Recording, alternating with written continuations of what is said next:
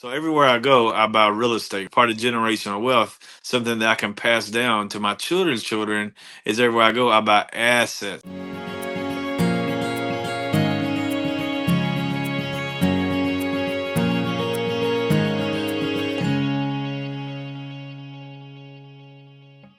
Hey, everybody, welcome back to All Things Business. Boy, have I got a good one for you entrepreneurs out there.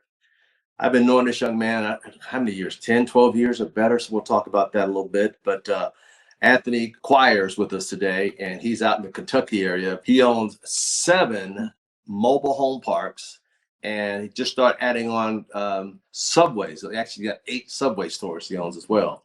So we want to welcome Anthony. Thank you, Mr. Thomas. Pleasure to be on with you, and thank you as the great person and mentor you are, and thank you again for allowing me the honor to join with you, share you a little bit about my story. Well, let's talk about how long have we been knowing each other? Kind of figure that out. I think 2009, 10ish. So probably about 15 years, About maybe. 15 years. Yeah. Yeah, Yeah. It's a long time. it's a long So time. Time flies when it you're building does. business and building an empire, right? Oh yeah, he's definitely an empire builder, ladies. And ladies and gentlemen, he's also a Christian out there. So we thank God Yes. for him. Praise God. And Give him the glory. amen. So let's talk a little bit about your journey. Tell everybody a little bit how you got started with your first mobile home. Because I remember you got started with the first one. Yeah. How did you get in that industry, or that how did that come about? So a little bit about the mobile home park. I started my real estate journey in 2008. I actually bought I bought 5 foreclosure apartments. Then I bought 5 from the bank a year later. So I held those for a couple years, and was starting receiving that residual passive income off of the apartments. So I had 1 bedroom apartments I had to fix up, turn around. I kept those going, and then I was working at Lowe's part time, so I could get a discount on the was trying to get a discount on the materials. And so part of that was just, taking, where I could get a discount on materials. But through that, I used that to taproot and network and working at Lowe's as a cashier. And so That's that's where I met it. Yep. No, go ahead. That's pretty smart and genius Uh, thinking. Let me get over here and get a discount on all my supplies as I start my empire building and in my real net estate. and I started networking, and so I began and I got a job at Lowe's. I had moved to Lake Charles and met a guy that had some mobile home parks. He's now one of my business partners in the real estate. But I met him and I started managing his parks for him in 2000. I think it was about 13. And I helped manage his park for a few years. I was a manager for his park, and then he sold me a few trailers in 2000, maybe 14. A year later, I bought had 5 trailers. I started renting them. So I did that for a year or two. And I met a guy while at the line while working as a cashier. I met a gentleman that had the first mobile home park I bought. And I talked him down from 450 to 350. So I bought the first mobile home park in 2015 for $350,000. And that park is worth close to well over a million now, close to $1 million. How many, if you don't mind me, how many spots or spaces do you have on that mobile home park? That was in 24 lots in Louisiana, Jennings, Louisiana. So that's a little distance from you, right? Yes, sir. How do you keep them taken care of, maintained while you're in Kentucky and that's in Louisiana? Tell Uh, everybody how you. I have a manager. We have for each of the properties. I have an on-site manager that I work with on a weekly basis, and then coordinate as far as the rentals. People moving in, moving out, clean up, any kind of maintenance. So it's just having someone kind of being your eyes and ears that works in the park, that works with you, screen the tenants. So it's in the mobile home park arena. It's always good to have someone outside on site to be your eyes and ears. They have, get them to do a video once a month sent to you to kind of see what's going on. So you don't, and that park I haven't been in like since COVID, it's probably 4 years since I've been there. So if So I hear you correctly, you have this gentleman send you a video of the park every month. yes, send me a video of what's going on. Smart. That's smart. Yep. That's real smart. Let's go back to the first one you bought. How big was the first one you got, and what did it cost you to put down, if you don't mind? That one was 24 lots, 350,000. I put down 70,000. I borrowed 50,000 from Capital One. I had 10,000 of my own saved up cash, and I borrowed 10,000 from the lending club. So I really, for the most part, borrowed other people's money. Yeah, that's what I wanted to get at because even today, people don't realize you can use what we call OPM, other OP, people's money. yes, yep. So I you didn't have the leverage, money, so yep, so you leverage into a 350,000. I want you guys to hear this audience out there from around the world. He leveraged into a $350,000 project with only $10,000. Everything else is borrowed. yep. And that's what I've been doing ever since. All right. So that was one of the 24 lots, right? Yes, sir. And then at Lowe's, you met another gentleman. What was the next part? Tell us about the next part. The next park I met a guy. Well, this was online. This park I bought in Fayetteville, North Carolina. I moved to North Carolina, and I met this. Well, I was in. So everywhere I go, I buy real estate, right? So as part of generational wealth, something that I can pass down to my children's children is everywhere I go, I buy assets, right? I don't take Right. liability. I buy assets. So while I was there, I was already looking for my next park before I was going to move. So I found this was I didn't have a broker involved. I found this park was off the market, and I worked with the seller for about 6 months. And when I moved to North Carolina, I was able to acquire the second park in 2017. This is 31 lots. I paid $350,000 again for that Now lot. wait a minute. Now you said something I know a lot of people out there didn't understand. So I'm going to back you up a little bit. Tell everybody what off market means. Off market is where you instead of a lot of times you have a broker or a realtor. Off the market is where you connect with the seller themselves, so you're cutting out the middleman. So when you do that, you're cutting out having to pay, right, the extra fee that your realtor or broker fee. That's right. And that way you go negotiate the price down because you don't have to pay that 6 or 7% extra, Yes. so you can knock that down. So how did you find out when you said it was off the market? But how did you exactly find that one? So I went to, it's called mobilehomeparkstore.com. Uh-huh. That's the website I use. So I went to a class, right, to learn a little bit about mobile home parks. So I went to Mobile Home University, which is a class to learn about mobile home parks, how to buy, acquire, how to run, and those. So that's where I got the mainstream as far as knowing how the people that syndicate, or the what I would say the big guys, do mobile home parks, and I took what they do it, and I learned and did it on a smaller level. So I Okay. mimic what they do. I did it small before you went big. So you went to mobilehomepark.com to learn, take a Yes. lesson. I love And it. then I went to a class, Mobile Home University. I paid $2,000, right, to learn how to. The first one I went, but the second one, in order to scale, I went to this class. So I learned how to get national banks, how to take your water, your utilities, how to build back using submetering, right? So how to build back your trash. So all these that what I would call mom and pop. I'm a more sophisticated buyer. I learned by this course, and then I learned how to use banks again at a national level to be able to help you with lending as well. So you packed a lot in that conversation. So I want to share everybody what he just said. Do not do not be scared to invest into your future investment opportunities. He said he Yes, spent $2,000. You guys, some people out there are scared to spend a couple $100s. He spent $2,000 to take a class on what the big boy's doing, and then yes, he scaled it down to his level. Am I right? yes, sir. That's exactly what I did. All right, that's great. So now we got our second mobile home park down in Fayetteville. You decided to move there. Why did you decide to go to Fayetteville?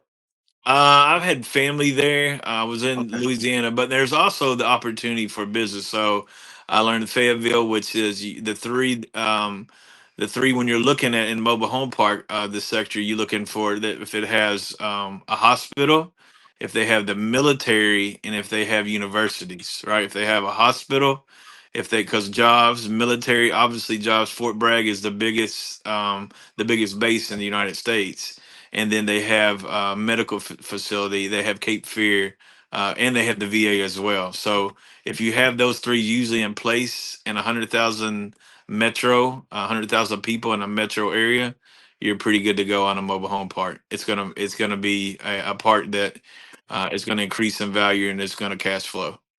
So I want to unpack what he said, everybody. So find something where it's going to be a strong, strong demand, no matter what the economy, up or down, because you got hospitals, which I love that one, military bases, and also universities. I've always looked for universities myself personally and hospitals. And he just throws something at me that I can learn today was military bases. Because whenever I buy out of town property, I want to know what the population is and can it support that. So Yes. that's powerful. Go ahead. So yeah, again, looking at that, so I moved there, and that park when I bought it was about it was a breaking even. So I was bringing in around maybe 5,500 a month, and I was just breaking even when I bought the park. So I took a real risk by even buying the park, and to get that park, I got a line of credit from the last park, and brought another 70,000 from my line of credit to buy the park in Fayetteville. I love that. OPM, other people's money. Borrowed off the That's line of credit, put down on that one to leverage that one. Was that owner carry on that particular third park? No, that one was I found a local bank in the area to finance the second part. Okay. So I Now, made it. what I want to show everybody today on the call, he didn't get lazy. He went out to hustle to find out what lender in the area would loan a first mortgage on it. And then he used his line of credit for the 70,000 for the down payment. Says Yes, he was sir. out of pocket zero. Yes, sir. That's And correct. the income off the property paid the mortgage on the first and the second. So he broke even Yes, with sir. the insight that he knew if he rolled his sleeves up and went to work, he'd turn his cash flow to go up and to improve it. A- And now today that park is bringing about 11,000. So I've doubled that income over the past few years. Wow. Now Double, tell us about double that that one. That income. how many mobile homes sites did you It take? was 31 on the second part. 31 sites on the second part that I Okay. purchased. Wow. I love Um, that one. yeah. When I So tell those. people I bought my hotel, go ahead. I'm sorry. No, you go ahead about the hotel you said. No, when I tell people I bought a hotel the same way with no money out of my pocket, they like, huh? How's that possible? And you just share. That's how we do it all the time. It's out, and folks, don't say they're not in your area. They're everywhere. You just got to dig, dig, dig, dig, dig, dig, dig, dig. Remember, he found this park It was off on the a site market. Yeah, off the market. mobilehomeparkstore.com. Yes, sir. There you go. He's giving you where to go to look at it. So, and he got in. He did his homework.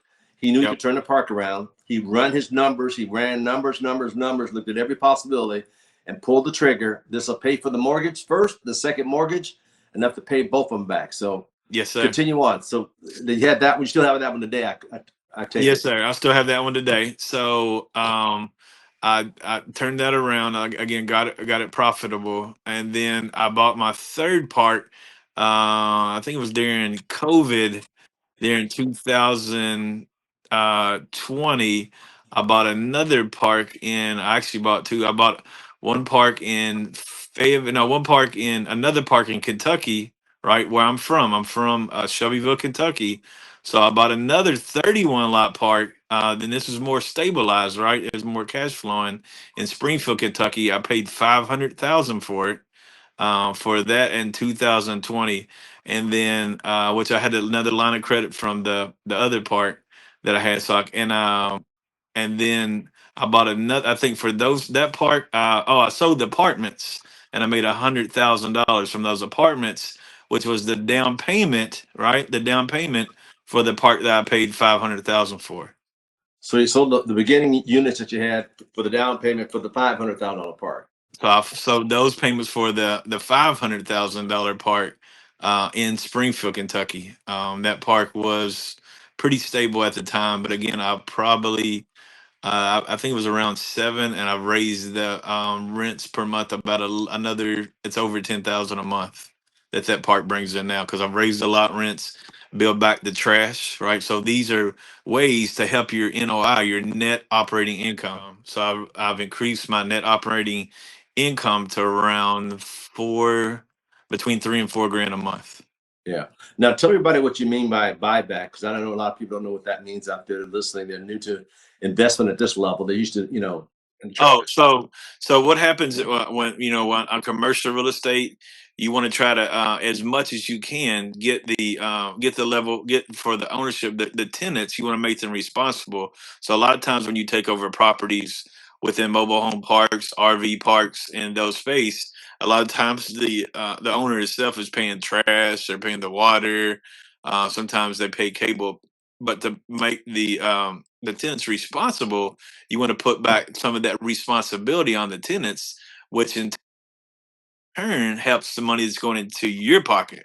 So the first thing I did when I bought that part is first thing I did is back the trash to it, and that was running me over like I think around $800 a month that I build that back to the tenant. So now the tenants are paying for that, and then the year later, my lot rent went up, right? Because I run a lot. It's called a lot rent only model. So a lot of the traders I get, I end up which reduces the expenses. Instead of paying for the toilets and hosing the wall, only thing I'm responsible for is to make sure they got pipes and electric, right? And so Right, that helps the maintenance costs, and it reduces the maintenance costs because it puts the responsibility on the tenants. They own the house, not me, the owner. I own the land. The land is where the value is. I'm a landlord. I own the land itself. I don't own the trailer, and that's what right. I because it takes the expense off me as the owner, the landlord. You're right. Now I'm going to talk about you on a trailer in just a second. Now, in other words, everybody out there listening, let me explain a little bit more about the bill back. Let's say his bill was $800. In this particular case, you have what, 31 lots there. Yes, sir. So you would take the bill of $800 a month and divide it into 31 lots and add that onto what they were paying rent. That's what you're Correct. talking about, a bill back. Yeah. So I Yep. just want to break it down because I know there's a lot of people out there have never dealt in commercial. Yes. Excuse me. But as you talk, you're talking and like, what I know I can feel about what does that mean? So in other words, you take the bill and divide it in 31 people because that's how many lots he's got. I Now, mean, what about buying any mobile homes? Have you bought any mobile homes, settled on oh those before? yes. So I just bought this year in the past 3 or 4 months. I bought one for a 2 bedroom, one bath 2 weeks ago for $3,000. Right. 99. I moved it. It cost more to move it than the trailer's worth. Then I paid another one. I paid a 3 bedroom, two bath. I think it was a 2002 for 10,000. Then I bought another one a few weeks ago for 9,000, a 3 bedroom. So I had bought two in Kentucky, and I bought one in Louisiana in the last like 3 months. Now let's take So I just bought three used okay, homes. let's break this down a little bit so people can understand. Let's take one of them that you bought for 10,000. You paid 10,000 cash for it. Yes, You sir. had it moved. Now tell everybody how much it cost you to get it moved from that lot to that part. It was around, I think it's 6,000 to move it. Okay, so now you're into it for 16,000 cash. Yep. You set it down. You hook the utilities up. It's gonna be another about 5 or 6 grand. So about 20, between 20 to 25. So it's like 22,000 being on that trailer to move All it, right. to set it Let's say up. you're all into 22,000, for example. What would that rent for? 3 bedroom, two bath. I can rent it for, say I rent to own it. They'll put, I would say I would sell it for 35,000. I'll rent to own it. They'll put 7,000 down, and then I would do payments for 5 years, around 850, 900 a month. All right. So you cash flowing on that. Notice what I'm gonna break this down. So he bought it for 22,000. You turn around and sold it for how much? Around 40,000.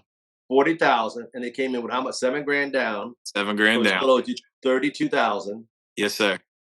And then And I you would break that down, try to break it down to them 5 years, right? And if I need to extend it out, I'll extend it out to lower the payment for them. But on top of that, I'm getting so the 360 on the lot rent, and say the payment is 850, right? And that's another 500 toward the principal of the trailer itself. The difference of that, would be the difference between the lot rent and trailer. So what they pay down, they pay 32,000 divided by 500 a month, basically. right. And so that's And, how and they would pay. so you made, let's say you sold it for 40,000 and you cost you 22. So you got $18,000 profit in And there. They put down 7 grand, so they still owe you 11 on top of the on top of that, and I'm getting the lot rent, and I'm getting so a space itself. Every time you bring a trailer in, it brings the value up 30 to 40,000 of the park itself. So I'm bringing the value of the park up, and I'm getting a monthly return of income on that lot itself. because when Right. it's empty, there's no money. So I'm getting another passive income, and on top of that, I'm getting the lot rent itself. Mm-hmm. So if let's say we did 550 a month, it would take you, let's see, they still owe you 18, kind of do it this way, divided by 550 a month. So you'd have your money back in less than 3 years, your initial investment. Everything else is Yep, profit on everything top else of is that, profit. Yes. On top of that, with the yep. cash flow and an improvement of the park. Yes, sir. Cash flow improvement and the value just went up by spending 20,000. I end up making it in the long term. I'm end up making hundreds of thousands of dollars. And there's nowhere else in real estate that you can buy stuff and within 3 years you're cash flowing within Yeah, other that's mobile super. homes. Mobile home because they depreciate in value with mobile homes. Hmm. So the land is where the money is. You want to fill the park up because it's bringing the income. The income is increasing as you fill that park up. That's right. Plus, your land is getting paid off. Well, you already own the land, so that's I already own perfect. the land, yeah, but they're still helping pay the mortgage on the land because I just refinanced one. I just refinanced for the parks this year, and I went to 30-year amortization with the National Bank. So now I have a national lender that can want to go.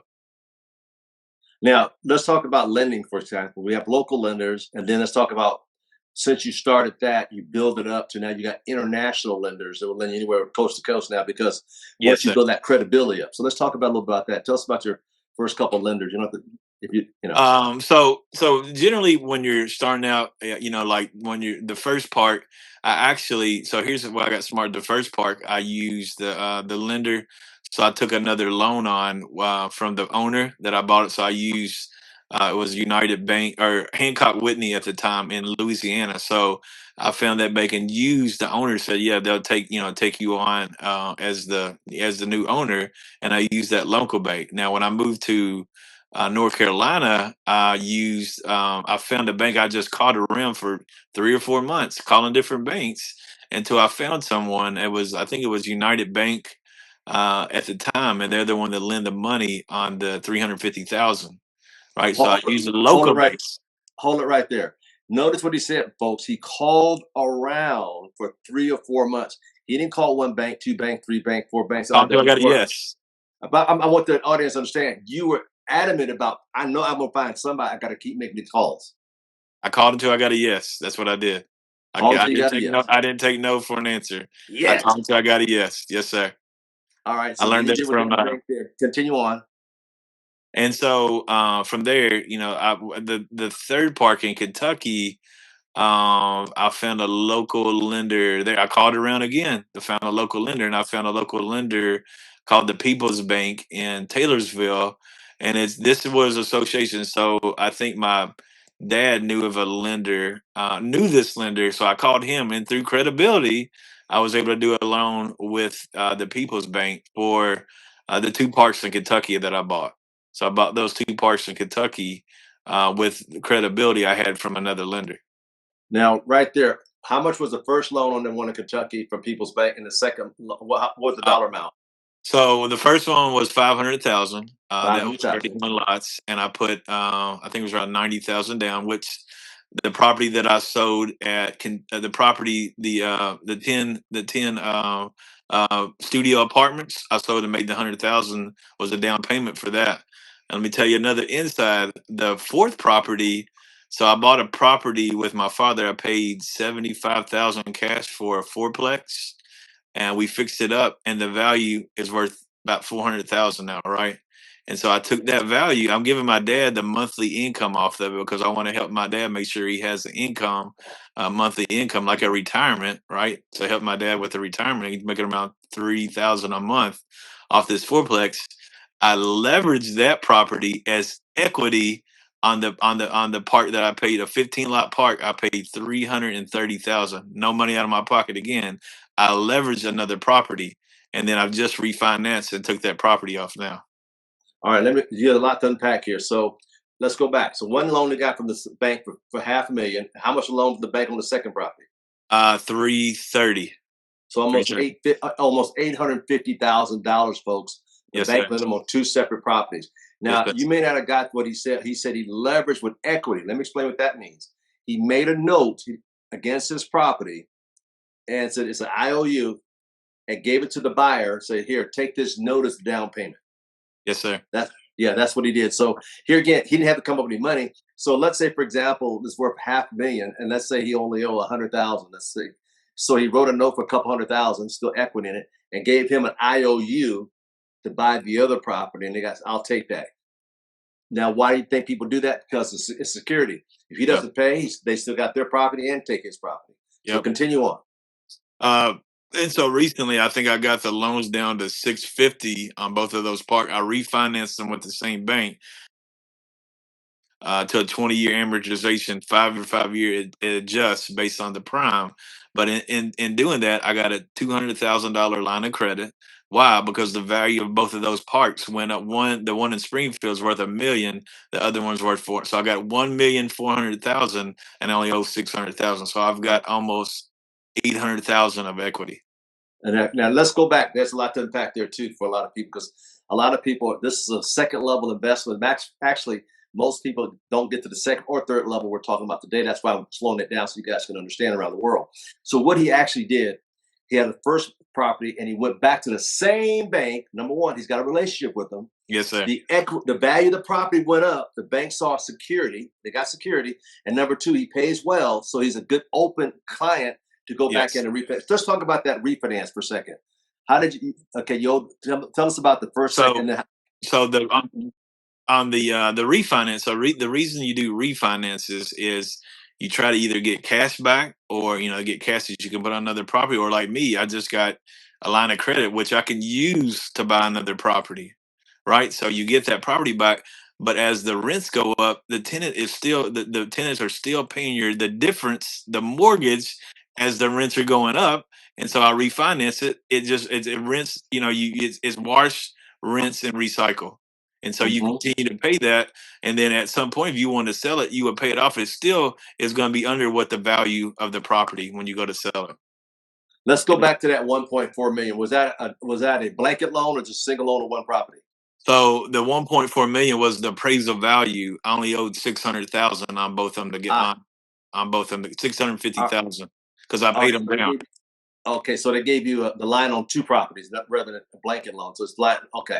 Yeah, but they said they could collateralize the $1 million property and just use that one as collateral on that line of credit.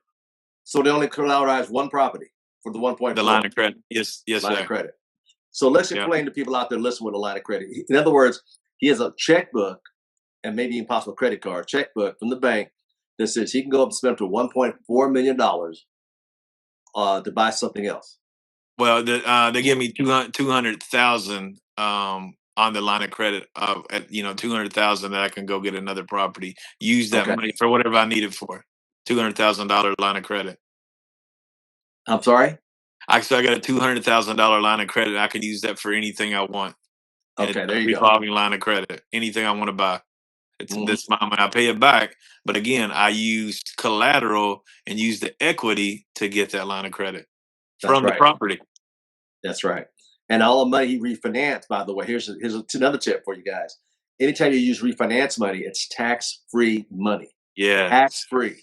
Another benefit to owning real estate. Tax-free money when you refinance it. Go ahead. Because when you go to sell a property, you're gonna have to pay. You're creating a tax event. Either you 1031 the money, means buying another property, or you have to pay capital gains. So that's why it's good when you have assets. Like, I'm a buy and hold person. People's like, why do you? I was like, no, I want that passive residual income, and I want to keep that for not just for me, but for generations. I want to leave a generational blessing, right? The Bible says not a generational curse that a lot of families aren't taught. Education, educate yourself. Yeah. And not only that, when he talks about when you sell a property, like most of us, that's what they're like, sell. No, that means you're not an investor. You just quick money. And now you got to pay capital gains. He also says something about a 1031. Let me explain a 1031. The IRS says in the tax code, a 1031 exchange, he can buy another property equal to what he sold it for, or more than. Not down, but more than. Equal to. So let's say he sold something for 1.5 million. He could buy something at 1.5 million, change his tax base to 0, and put everything there, and it goes up again, or more than. Now, let's say, for example, he sold the property he did a 1031 tax exchange. he could refinance, take the cash out tax free, and still go buy something, and the money refinance with is tax free, and still buy another property with a 1031. So it's a way of taking cash out tax free plus zero owed on taxes. So let Continue on. me I'm gonna give you one more that's gonna knock you off your feet. So one park in the 2020, in the middle of COVID, when nobody was buying, I bought another park for, I think it was another 49 lot park off the market with I had assignment. I did have assignment fee. I paid 25,000. It was 49 lots in Fayetteville, and a decent market for 350,000 again. Right, the lot rent was 165, 49 lots. I think I had 30, 28, 29 lots, and I kept that for. I paid 350 for it. I raised the lot rent so close to the market, and last year I seller financed that property for 1.5 million. They paid me $250,000 down. They're paying me $5,200 a month for 5 years, right? And then at the end of that 5 years, I get 1.25 million. So I got an interest on. I get 1.8, almost 1.9 million for a property I paid 350,000 for 3 years ago. Oh my God. Let me know you find something else like that. I'm going to go in there with you. Folks, let me break this down. So he paid $350,000. He sold it for 1.5. The new buyers that bought it from him gave him $250,000 down. So they still owe him 1.25, $250 million. Yes, sir. He's paying interest only, simple interest only, which means all interest. So nothing comes off the principal for the next 5 years. Not like an amortized loan. So here's what they owe. 5 years later, they still owe the same amount. They're just paying the interest only. Keeps their payments low, but then again, everything he gets is all pure profit at that point. Yes, sir. So I want to do that because I didn't want to create another tax event. And I would rather in 5 years reach out to Al Tom and say, what do we need to do? Right. Refinance it, baby. Take some tax free money. Let's keep on buying more Yeah, property. or we can 1031 and go into another property. A So bigger unit. There bigger you go. property, and that's what I'm thinking about doing. So, like you said, you have to have strategic planning when doing that, but you had to have mentor. And like I said, I've had mentors that I worked with in the mobile home park space that have helped guide me along to where I'm at today. Now that I can be an expert in the mobile home park space, and one of it I've focused, right. This has been my niche, is the mobile home park space. That I've learned this niche.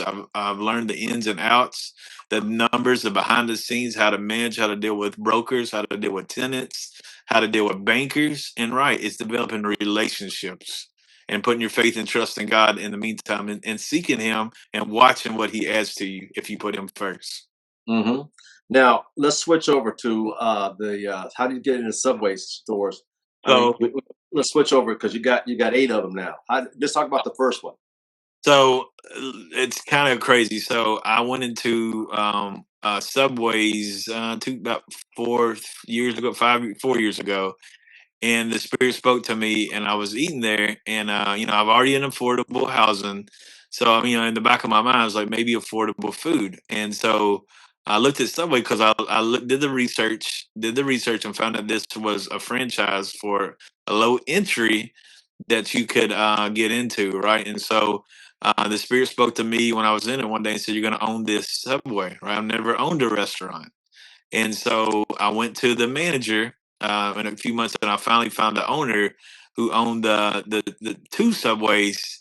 And I talked to them, and then I have a partner. It's me and a partner, and then we both got approved.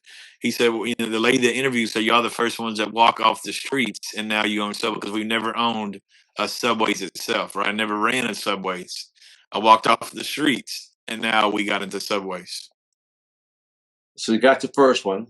So we bought two. Uh, We bought three on the first. We bought three in the same area in Goldsboro, North Carolina. So we bought let's start off. three. Let's go. How much? We bought three for, I think it was around 560. No, it was three for 650. Six hundred So the fifty one thousand. owner owned three.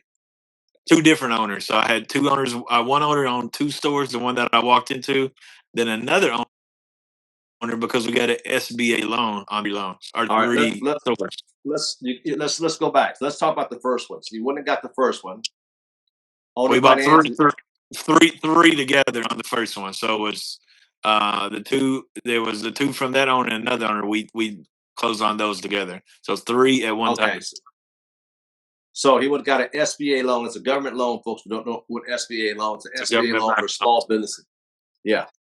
So we got an SBA loan for, and we came up. I think it was 90,000 down. And what had happened is I used some of the money where I refinanced the parks in Louisiana as the down payment for the subways. So again, I was using the monies from the bank that had given me, not my personal money that I had in the bank, and I used it to buy a business. I So love it. OPM, other people's money. people's money. Leverage, leverage, leverage. The average person was scared to death because they don't understand that this is how wealthy people become wealthy, by not using their money. You can never get wealthy using your own money. I've never seen it. It's Never, always never had. people use leverage and the Yep. bank's money all the time. Why think Yep. I went on the bank board owning a bank? Because that's where the money is. That's why they ask, who was that? Bonnie and Clyde. Why you ride banks? That's where the money's at. So he understood once he got it going and have great credibility, paying the payments on time, establish a track record with the banks will actually open the vaults because they're there to lend money to their prime investors and prime clients, and he would be justified as one. Continue on. And like you said, it was a domino effect. So from those first three, we kept those, learned how to run the operations of the restaurant. And so from there, we found two more in Fayetteville, the same market where the mobile home parks are, and we bought two more in that area, which is a nice area. More you got over 500,000, 300,000 people in that area because it's a military city. So we went to that area and bought two more in that Fayetteville market for, I think we paid 300 for those two, and they were Wow. bottle stores as well. So that's even a better deal. There were what kind of stores? They were remodeled, so you've got to remodel every 7 to 10 years. They want you to remodel refresh and make it look better. And so these stores are already the ones we bought initially were not, and we just recently remodeled the stores that we bought here in Now Goldsboro. let me ask you a question. When you bought the stores, does Subway have a rule that you got to go to one of their schools to learn how to run it? So yeah, so There you go. I had to go to franchise training. I had to go to Asheville, North Carolina. Took it was 3 weeks. So during the day, I worked at the stores Monday through Friday. I had to work an 8, 10 hour shift to learn how to make subs, learn the operations. And then the evening times I was studying, was taking exams, watching videos and doing tests. We had three tests, like 300 question tests. And I had to do a business presentation about the market that we were buying in, and about the market and the logistics of the market in Goldsboro. So it's 3 weeks. I had to, learn the ins and outs of running the franchise, the back end, and along with that, I was taking tests. I was, as far as I had modules that I had to go through about how Subway does business, and then I had tests I had to take as well to complete that. And then after that, I had 90 days in order to make the first acquisition of the Subways. In order to qualify, you can't walk off the streets typically and become a franchisee. There's a qualification. Again, they had to look at my background. They looked at my credit score. They looked at the money that I had in the bank, and I had, they needed like 60,000 or something, but I had close to 100 something at the bank at that time because of the money from the refinance. I borrowed other people's money, as we talked about leverage. And so from that, they qualified me and my partner, and then that's how we were able to get an opportunity to become friends. So it's hard to walk off the street unless you're qualified to become a franchisee. Yeah, and the point reason why I went down that rabbit hole with you, I don't want people to think, well, I bought it and I don't know how to run it. So no, no, no. There's schools. That's why it's called a franchise. You pay a franchise fee, and they train you on Yes. how they do it. Just like, for example, if he was to go and buy some McDonald's chains, I'm just saying, or a Burger King, there's no, no, no. We got to send you to our school. Chicago's where they send you to Hamburger University in Chicago to learn. In other words, to learn how to flip a hamburger. In other words, we've been flipping the hamburgers wrong. This is how we do it at McDonald's. We flip it like this, not like that. So they train you on their system. Then it goes back Yes, to sir. system. And system stands for saving yourself time, energy, and money. In network marketing, system. He's got a system in the mobile home parks. Now he had to learn a new system to run the subway. It's all about having systems in place where you can walk away and the system will run the business for you. So continue on. I just want to give that to our listeners around the world, give them an idea. You just don't walk in and get it. They're No. training you on what to do. and you have to Yes, and train qualify. you on where to go, then you got to qualify. So again, from there, and actually, we just got approved, accepted as franchisees for Papa or for Dunkin' Donuts and Baskin Robbins. So we just as another opportunity as franchisees for, and we're looking at a military base and then a medical center in South Carolina to open up these Dunkin' Donuts and Baskin Robbins in the next year or so. All right, So let's go down that rabbit hole. How did you get into that? How did that fall in your lap? Tell us about that story. so we found that out by the last Subway we bought on the military base, right? And we developed a relationship with the AFES, the operator. Her name was Miss Cheryl. We talked to her and we said we need a coffee shop in Goldsboro in the base at Seymour Johnson. So she came to us because she's we already own franchises, and she came to us. What can you all do to help? Again, we built a relationship, and she came to us and said, "What can we do?" We was like, "Well, we'll look into it." So we came back to her. We have another friend. Actually, he called me today. He's seen our remodel and he wants to use our contractor, Peter Patel, who owns the Duncans. We've networked. I made a relationship with him, built that rapport with him, and he's the one that kind of told us about Dunkin' Donuts and Baskin Robbins. And then from there, we knew that he would allow us to be in the territory that he was in. So we went back to him and said, "Look, we can do the Dunkin' Donuts and Baskin Robbins." We contacted corporate beforehand. They gave us the okay. All right. So you told me we want to open up one. So what are your subs on the base then? We have one on base in Fort Bragg, which is in Fayetteville, that does just open 8 to 5, 5 days a week, and it does around 3,000 a day. Wow. So around 3,000 a day from 8 to 5. So it's probably the best cash flowing restaurant we have, as far as profits, and we only paid 100,000 because we're already in, so I don't have to pay the prices. When I was in, we paid 100,000 for this restaurant that does more sales than probably ones that's open 7 days a week or at least close to it. Wow. Wow. Yeah, you got a captive audience there on the base. I like that. Yes. So you contacted corporate and say, listen, we want to open up a Dunkin' Donut here, and Yeah. what did corporate when you? So we called them. So what we called the corporate on the Dunkin' Donuts and told them about our Subway's operating experience. So right, and from there we had an interview and they approved us because we know, with our experience, no franchise will turn us down, right? Because we got the background in business. My partner owns hotels as well. He owns Marriott hotels, and then the family has owned McDonald's and some other restaurants. But I knew with our experience, with our Subway operations experience, they're not going to turn us down, right? Because they see the experience, they see your track record, what you Mhm. did, and so that validates what you can do, and that's what they're looking at, Yeah. validation. So basically, ladies and gentlemen, what he did, because his credibility upped away from the mobile home parks, stepped up to subways, and then also stepped into researching Dunkin' Donuts, dropped it into his lap. Let's go to corporate, talk to these guys, and look at our experience. Look at Mhm. our experience along the way. Look at our pedigree. Look at our report. Look at how we've done things. It's just not just anybody, because everybody doesn't do that. Because the experience they have, it was a slam dunk. Excuse me. So So continue. so we went, from there we bought the five, and then we went back and found another owner. We bought one, so we bought three. And we started in 2000 and December 2022, and we bought eight in the last really 2.5 years. So we did three, then we did two, and then we did one for the other one over the past 2.5 years. Bless you. So Awesome. it's very important, again, that scaling. So if you take one, it can run one a system. If you have a system in place and learn how to run a system, it's duplicating.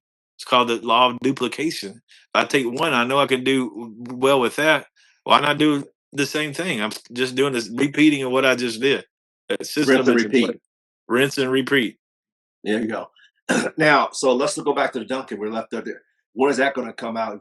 Is it down next year or two, or what's it? Probably the next year. So we got to do the training for that. We're still working on that. They're working on the CAD drawings for. I had met with the. I met with Miss Cheryl on the base, and so now you have to do the CAD, the automated drawings for the actual the build out of what the restaurant's going to look like at the location. Now, how far is that going to be away from your Subway store?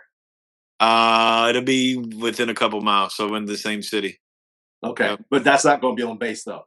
No, no. Well, well, one is on one base. The subway's in Fayetteville. The Dunkin' will be on base in Goldsboro, where we have our other Subway stores. Okay, So, so you'll have two Dunkin' Donuts, one on base, one off somewhere yeah. else. Well, we're gonna want. Well, the other one we're working on opening up is going to be on. They're opening a cancer center in South Carolina, I think in Charleston, and so we're working. My partner is working with them. He's was a physician by occupation trade and knows some of the guys knows the CEO of that company of the MUSC Healthcare. So that again, that's affiliation networking. Network is so Networking, powerful. networking is so powerful. So a lot of that's networking. If you network with the right people, it can take you places that only I tell people, so if you network with the right people and treat them well, right, God will take you places that you can only dream of. But it's treating Amen. people well and treating them with kindness, right, and treating them that with respect, treating them like that. What can I do to add value to your life? Not what can I do to take from mine. What can I do to make your life better? That's adding value, making your life better than before you met that person, to make your life better and to make a difference and impact. Perfect. Now let me ask you a couple of questions before we wind up. What would you say to new people out there? I know some people's minds or heads are just swarming because all this might be over it a little bit until they go back and watch it. And I really tell you, people, go out there and watch it again, stop it, listen, take notes, watch it some more, take notes, but listen to this over and over and over again until it sinks in. But let's talk to a newbie out there because this is a little advanced for the newbie. So a newbie out there just getting started in commercial with apartment buildings or mobile home parks. What advice would you give somebody just starting? Let's do this. Let's give it two-part. What would you give to advice to somebody just starting in real estate, period? And then what would you say to people who want to start off in commercial? Two In parts. real estate, okay. In real estate, period. Again, leverage. Leverage is very important. Leverage. Sometimes you may have to put up, your house. Put a second. Go out and put a home equity line of credit on your house, but you've got to take a risk. But you got to calculate your risk. And I tell people, it's like if I can make 10% better return than it used in most cases, it will work for me. So you've got to know the numbers and understand the industry, but it starts with taking a risk. So it's taking a risk, but a calculated risk to make sure Yeah. it's going to make sense. I was with a guy this weekend, and he's from Cleveland, and he had a son. His son's going to medical school, and my other friend's a doctor, and we were talking about Cleveland, and I told him about the Marble House. He goes, "Oh, you really been to Cleveland?" I go, "Oh yeah, I've been to Cleveland about the Marble House." I said, "I own 14 houses up there and apartment buildings, and to this day, I've never seen them." He goes, "What?" Hmm. I go, "Because I'm an investor. I buy the numbers. See, if the Hmm. numbers make sense, everything else falls into place. A lot of people don't understand numbers. They fall in love with it. But investors, we don't fall in love with it. We buy the numbers. Where's the cash flow? What's my ROI, return on investment?" Yes. So somebody just starting off in commercial, what would your advice be to somebody out there listening from around the world? Just say, well, I want to go into commercial versus starting off with single families. Again, location, location, location, and numbers, numbers, numbers. You have to know the market you're in, and you have to make sure that it makes sense. Return of profit or return of what's my average internal rate of return (IRR) in mobile home parks is around 20 to 30%. So, and a paper napkin presentation simple. I do 40%. I do 30% on the mortgage. I do 40% on the expenses and 30%. You know where that goes? In my In your pocket. pocket. Head, heart, hand, hip. 4-H, I call it. Think of Yeah. the idea, calculate the numbers. Yeah. Then you get excited about the numbers, gets in your heart. Then Yeah. the money comes to your hand, you put in your hip. I love it. Now, like you said, I love what he said, everybody. I'm going to reiterate this one more time. Notice what he says he's buying. He's buying near hospitals, guaranteed job security, military bases, and last but not least, universities. Yes, sir. Those are the three components because it's almost guaranteed that he'll have a full flow of beautiful tenants coming through there that can afford the rents because he looked for those things before he buys and everything. In other words, he already told you he did his homework. That's a huge tip right there. Huge tip. Because I was buying up in Cleveland. I'm not Cleveland. I was buying in Indiana. We made sure we were around the universities. That was it. Universities and hospitals. Because people got always going to hospitals. So the workers likely they can walk to work rather than drive to work. So to them, they're calculating the money they save on gas and wear and tear their automobile. So with that said, give us a few words in closing because this has been juicy. Yeah, again, I would tell anyone that's looking at investing that you have a calculator that you got to, use. I use Warren Buffett's strategy, his moat, and taking something that you can add the value to it. But I really take it's important that you have faith, you have determination, you have a work ethic, and whatever you're doing, and making sure that you calculate your risks. But life is about taking risks, right? Life is about putting God first, but it's not about what can I do for I, but what can I do to help invest in other people's life, invest in other people's life, and make a difference. And the Bible says that all things work together for those that love you. There's a purpose. The ups and downs, the trials that we still got to continue to keep the faith and keep running. And again, I've learned so much. I've having knowing and having a person like Mr. Al Thomas, who's a great mentor and knows business in and out. So again, thank you, Mr. Thomas, for allowing me to share a little bit about my journey and about mobile home parks and subways and how important it is to take risks and put God first and watch the rest fall in place. So thank you. Yeah. You're welcome, sir. And I know your net worth is way up there these days and climbing and climbing and climbing because the law of compounding kicks in. So we thank you so much, Mr. Anthony Quire. I appreciate you, sir. Appreciate your time. We'll let you know it's coming out. Ladies and gentlemen, leave a comment below. Please, we love comments. If you haven't subscribed, please hit the subscribe button and then hit the bell notification so when we drop another one of these dynamic ones, you'll be informed and be on top of it. And last, I want to say to all my audience around the world, send this out to at least 7 or 8 people that you know and bless them with this because this is powerful. And then what you want to do is sit down and discuss it amongst yourselves and what can you learn together as a team. Remember, he has a team. I couldn't do this without Mr. Bree Clemens. We're part of a team. You're Mr. Anthony Quire talk about his business partner. Then one is another business partner. One is a doctor. And one other gentleman owns Marriott's. Another gentleman so he's building relationships. And because our relationship all these years, or 15 years, when we were talking the other day, I said, I got to get you on the call, man. This is powerful. Because people around the world need to hear that they can do it. He started with zero, and so can you. But do you have the tenacity to keep going? What did he say when he made those phone calls? He kept calling every bank in town until he got one that said yes. Some of us don't understand the tenacity. That's called tenacity. That's called goal setting. That's called being so laser focused. He knew where he wanted to go, and he didn't stop till he got there. So right now, today, he's got 7 mobile home parks, 8 subways, and on the way to start off with Dunkin' Donuts. Man. Sir. So next time I come out there, I'm going to get a donut and a Subway. We're going to sit around your mobile home park and shoot the stuff. Yes, sir. Anytime you want, free. I'll give you gift cards as long as you want, Mr. Thomas. God bless you. Forever, well, listen, brother. my friend, we've taken up enough of your time. Ladies and gentlemen around the world, we thank you for your time as well. Everybody, take care. God bless. And remember, get this out, watch it again because it's got a lot in it. And I broke some of the terminology down so you can understand it. With that said, take care. God bless. And always, we'll see you at the top. Or we'll see you over the top. Over the top. God bless. Have a wonderful one. Bye-bye.